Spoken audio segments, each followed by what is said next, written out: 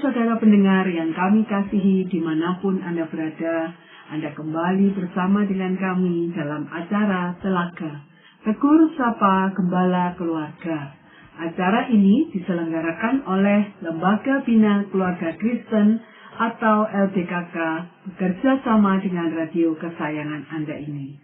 Saya Yosi akan berbincang-bincang dengan Bapak Penginjil Sindunata Kurniawan MK. Beliau adalah seorang pakar dalam bidang konseling keluarga. Dan perbincangan kami kali ini tentang menikah hanya untuk orang dewasa. Kami percaya acara ini bermanfaat bagi kita sekalian dan dari studio kami mengucapkan selamat mengikuti. Pak Sindu, judul yang menarik ya, menikah hanya untuk orang dewasa. Apakah selama ini banyak orang yang belum dewasa menikah? Atau anak-anak menikah? Maksudnya seperti apa, Pak? Apa yang ingin Bapak paparkan melalui perbincangan kita kali ini? Bahasan ini untuk sekali lagi menegaskan tentang pengertian kita berkenaan orang dewasa. Lebih mudah kita, masyarakat, berpikir menikah hanya untuk orang dewasa itu semata-mata berkenaan dengan usia. Misalnya, kan menurut undang-undang saya sudah boleh menikah. Misalnya, saya sudah umur 21 tahun. Saya sudah umur 30 tahun. Apalagi. Jadi saya sah. Saya sudah dewasa menurut undang-undang negara ini untuk saya menikah. Namun, kebenarannya kata dewasa itu bukan sebatas usia tahun kelahiran. Tapi dewasa di sini menyatakan tentang dewasa jiwani. Atau secara mental begitu ya, Pak? Benar, bahwa yang dibutuhkan dalam pernikahan yang sehat adalah orang-orang yang dewasa secara mental, orang-orang yang dewasa secara jiwani. Barulah akan bisa membangun pernikahan yang sehat dan bahagia. Kalau dewasa secara usia jelas ya Pak, di atas usia 17 tahun misalnya, kita dapat KTP sudah dianggap dewasa. Tapi bagaimana dengan dewasa jiwani yang Bapak katakan tadi? Kriteria apa atau tolok ukur apa Pak? Orang dapat disebut dewasa secara mental atau jiwani. Yakni orang-orang yang memiliki keutuhan, orang-orang yang bisa mandiri, dan orang-orang yang bisa mengelola dirinya sendiri. Orang-orang inilah yang bisa dikatakan orang-orang yang dewasa jiwani dan siap untuk menikah. Ini berkaitan dengan pembahasan yang pribadi tidak utuh tadi ya Pak ya, di mana relasi untuk mengisi kekosongan diri tadi ya. Ya. Jadi bahwa pernikahan itu adalah sarana untuk saling memberi sumbangsih satu sama lain secara positif. Bukanlah sarana untuk membuat diri menjadi utuh atau menjadikan pasangan sebagai pelengkap bagi ketidakutuhan dirinya.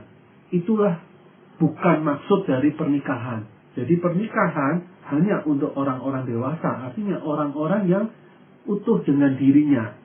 Artinya orang-orang yang memiliki cukup kematangan secara emosi, kematangan secara sosial, ya, kematangan secara ekonomi, finansial ya Pak, untuk dia bisa menghidupi orang lain, mendukung pasangannya untuk berkembang dengan tanpa dirinya menguasai pasangan itu hanya untuk membuat dirinya utuh.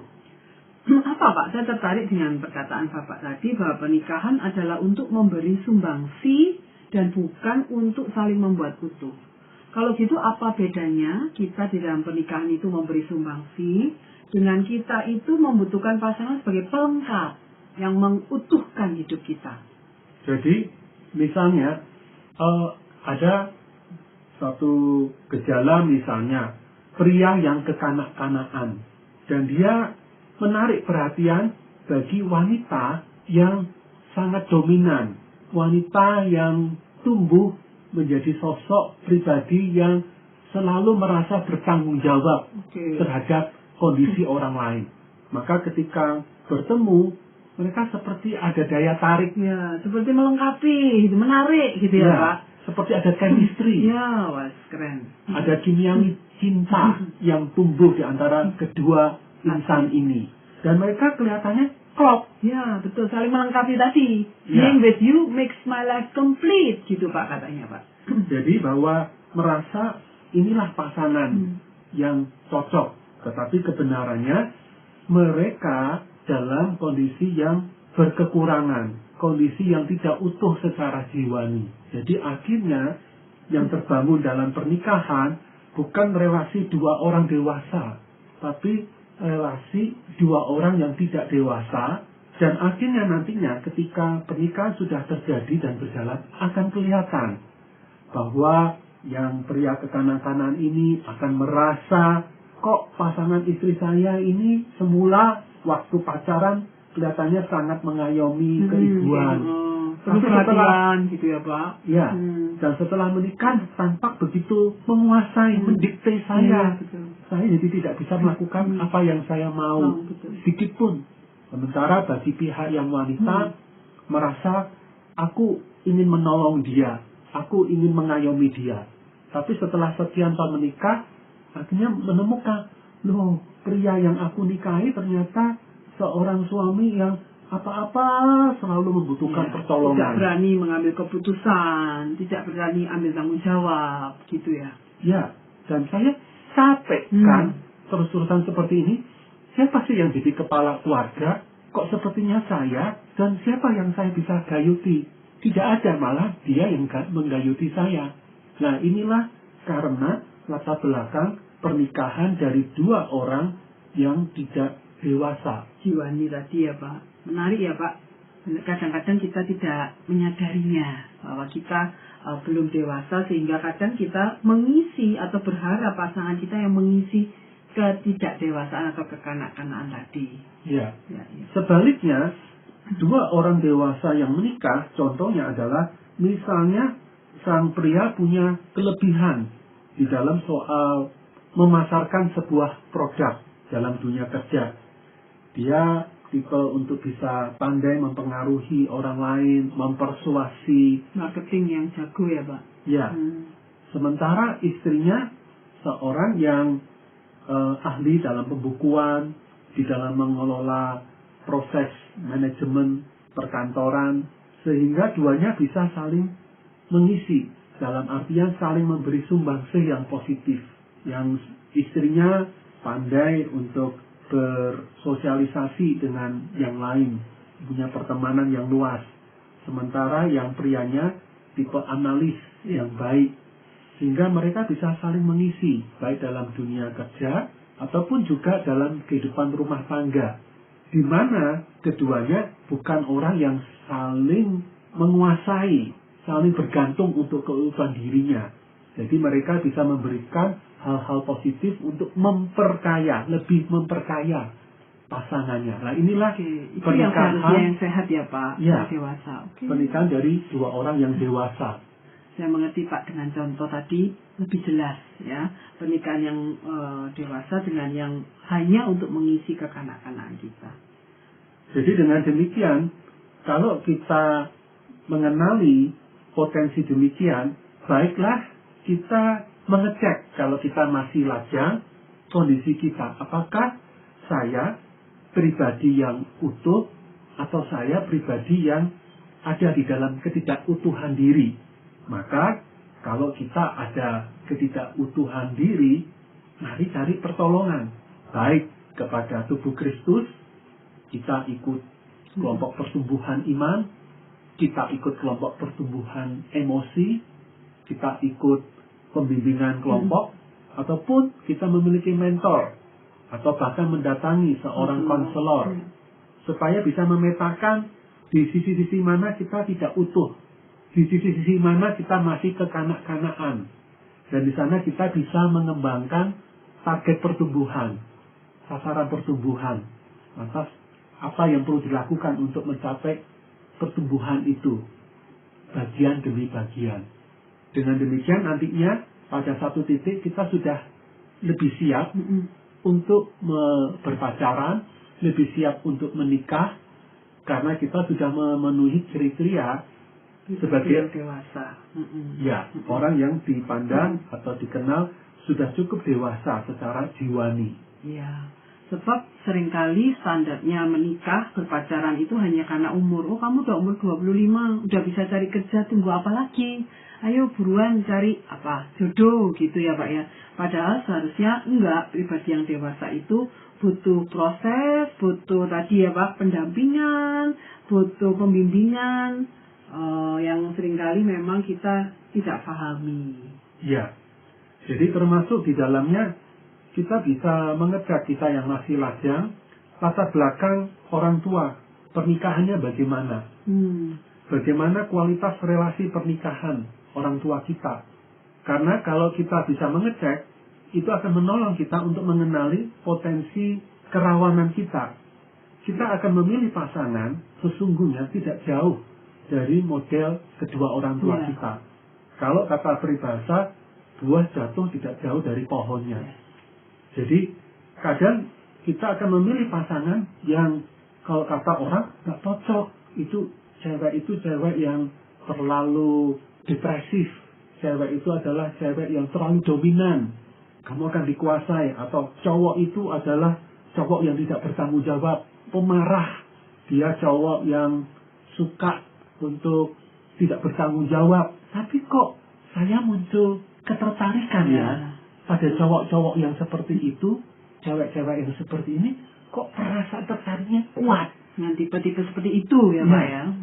Sementara sudah dikenalkan, semacam dijodohkan pada cowok yang baik-baik, cewek yang baik, yang cukup dewasa, yang bisa membangun pernikahan yang baik, kok nggak ada rasa tertarik, kok malah mungkin merasa minder, rendah diri. Nah, inilah tanda ketidakutuhan tadi ya Pak. Ya, dan itu dilandasi dari sejarah panjang pernikahan orang tua kita.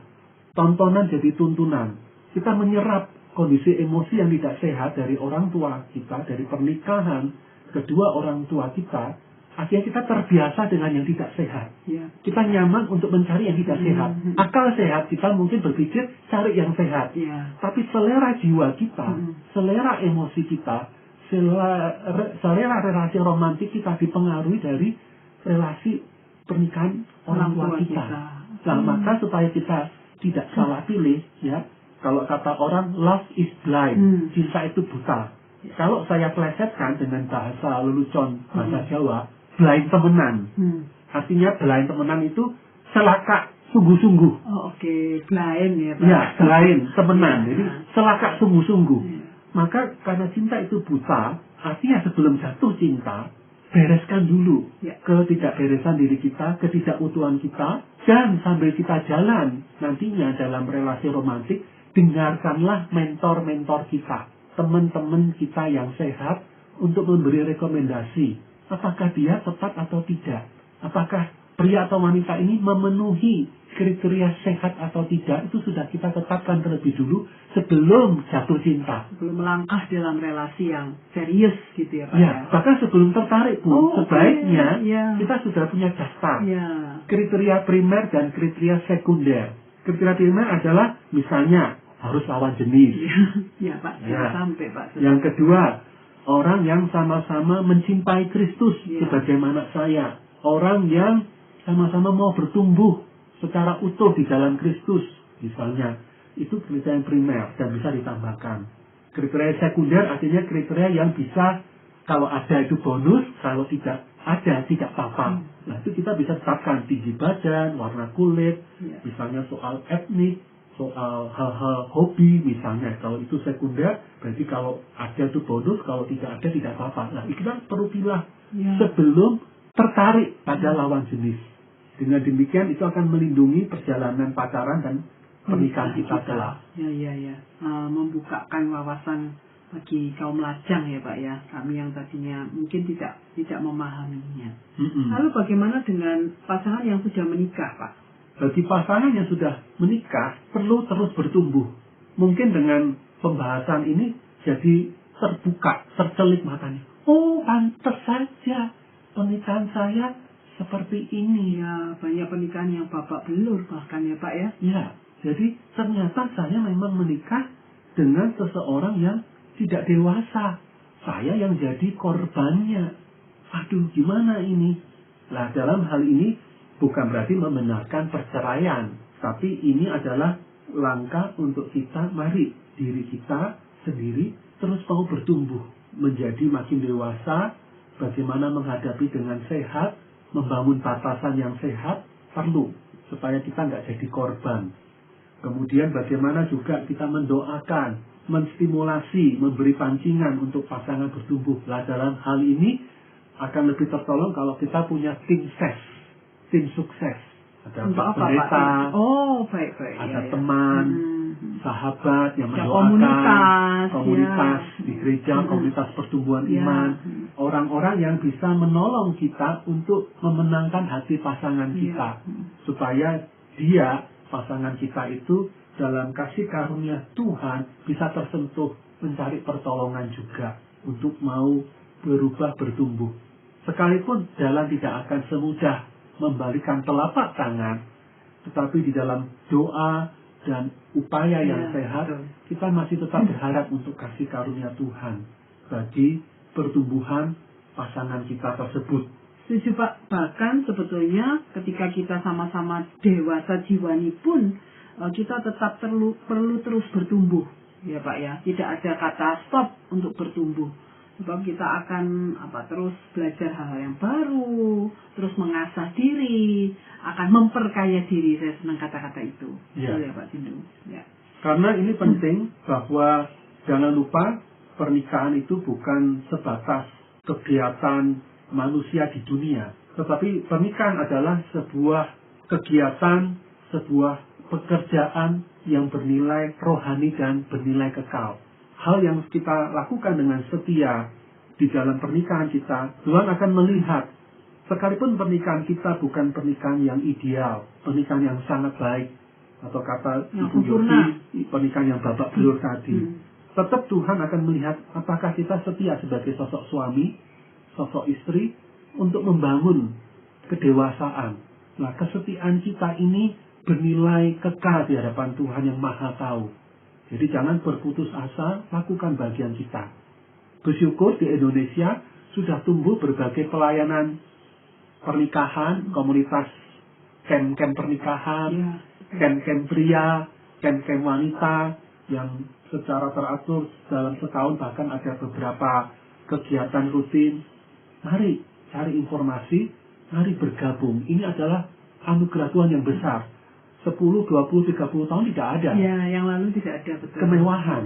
Ini anugerah kalau ada di masa sekarang. Manfaatkan. Supaya kita mendapatkan tim sukses yang lebih luas.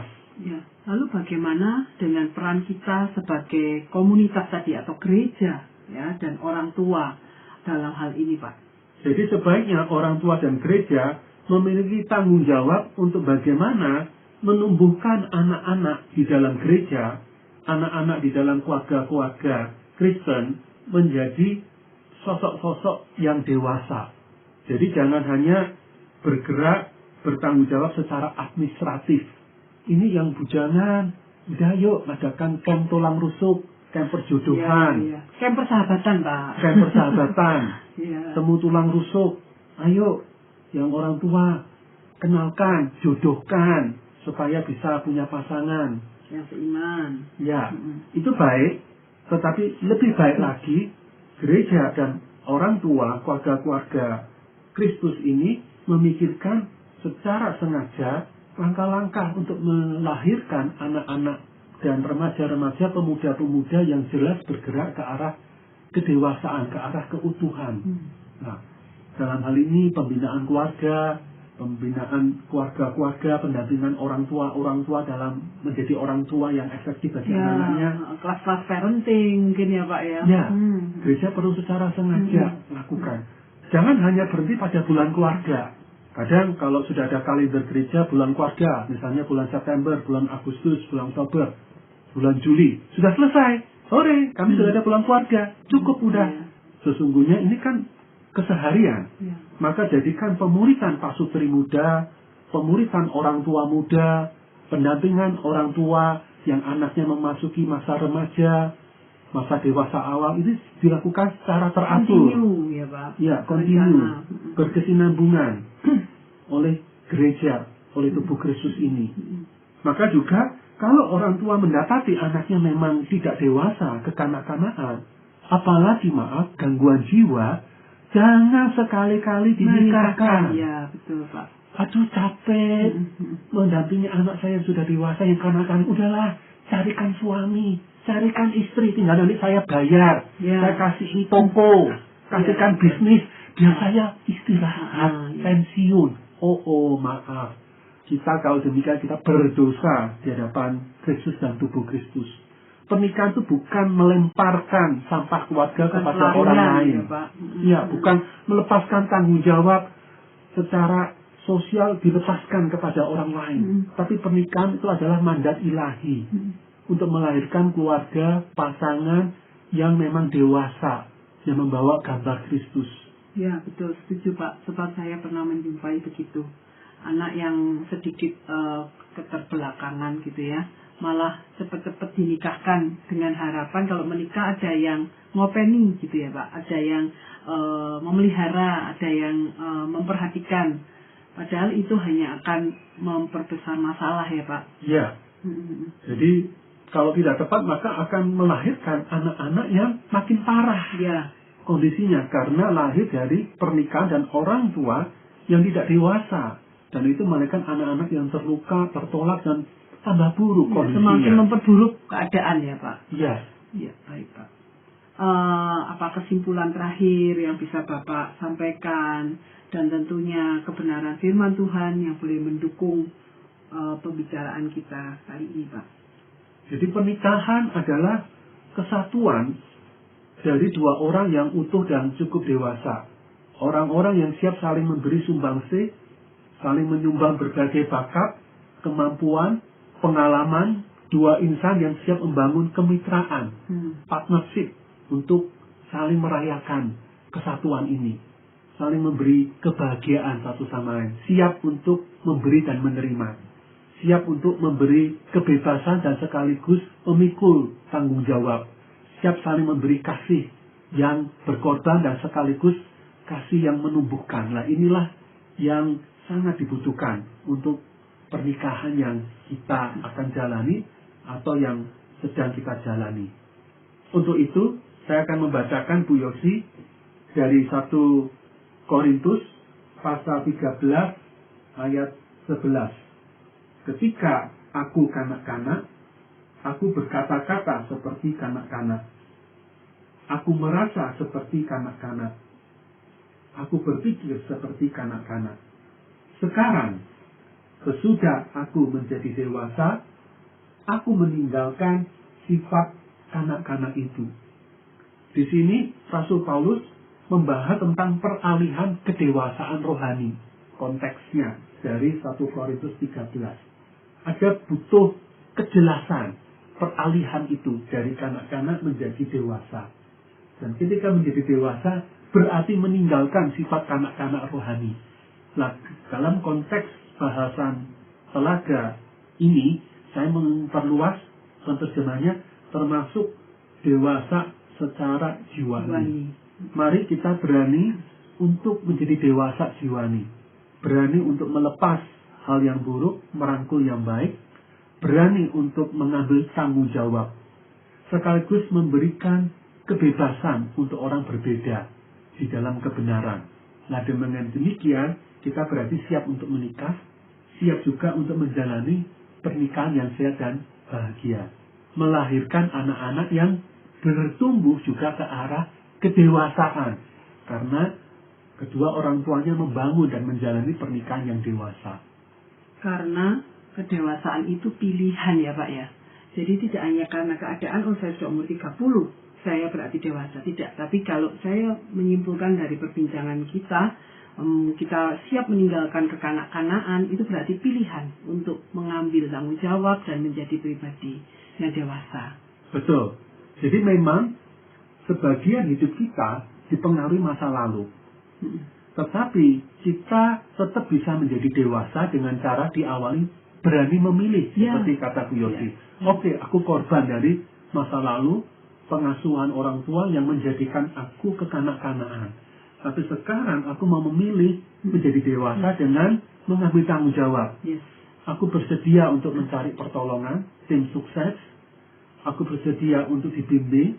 Aku bersedia untuk mencari Kristus dan tubuh Kristus. Aku bersedia menjalani konseling mendalam.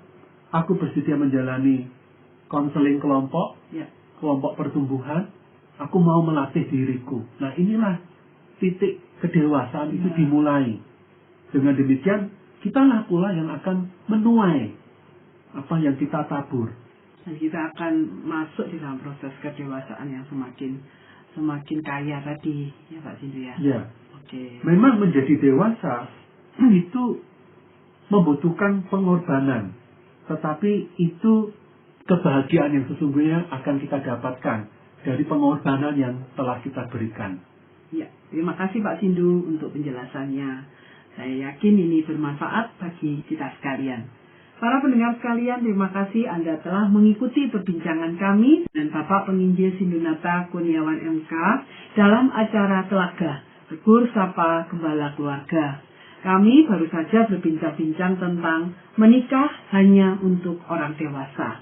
Bagi Anda yang berminat untuk mengetahui lebih lanjut mengenai acara ini, silahkan menghubungi kami lewat surat. Alamatkan surat Anda ke Lembaga Bina Keluarga Kristen atau LBKK, Jalan Cimanuk nomor 56 Malang. Atau Anda dapat mengirimkan email ke telaga@telaga.org. Kami juga mengundang Anda mengunjungi situs kami di www.telaga.org. Saran-saran, pertanyaan, serta tanggapan Anda sangat kami nantikan. Akhir kata dari studio, kami mengucapkan terima kasih atas perhatian Anda dan sampai jumpa